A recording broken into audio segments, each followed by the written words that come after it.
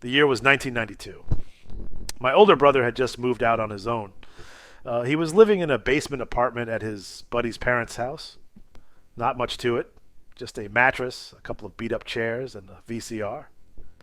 I used to spend weekends there. No cable, no money for much. So we watched what we had, old VHS tapes, Spider Man and His Amazing Friends, The Incredible Hulk, and of course, wrestling. That was our weekend ritual. Now, his friend, he was a massive Star Wars fan. Me? Not so much.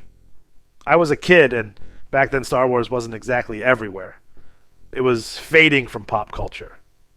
Kids my age hadn't seen it in theaters. I hadn't seen the cartoons, droids, Ewoks, and in my neighborhood it wasn't on TV much. My experience with Star Wars was basically Spaceballs and that Muppet Babies episode where they parodied it. And so one weekend his friend asked me, "You ever seen Star Wars?" I told him no. He looked at me like I had three heads. Next thing I know, he hands me three VHS tapes and starts showing off his vintage Star Wars action figures, each one worn but loved. That beat up Millennium Falcon, a scuffed up X Wing, and even a partially broken Death Star playset. Stormtroopers yellowed with age without their long missing blasters. It was pure magic, like stepping into a forgotten corner of the galaxy that still felt alive. I popped in the first tape, not knowing what to expect, and I was gone, transported to a galaxy far, far away. For the next 48 hours, I watched the trilogy over and over.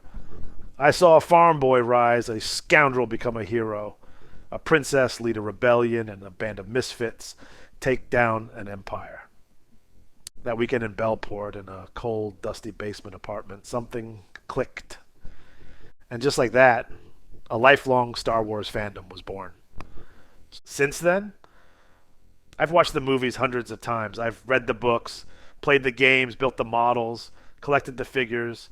I know the expanded universe. I've quoted Yoda at bad moments and cheered with crowds on opening nights. And every time I dive back into that world, I think about that weekend because all of it, the entire galaxy I carry with me, started in a basement in Bellport, New York,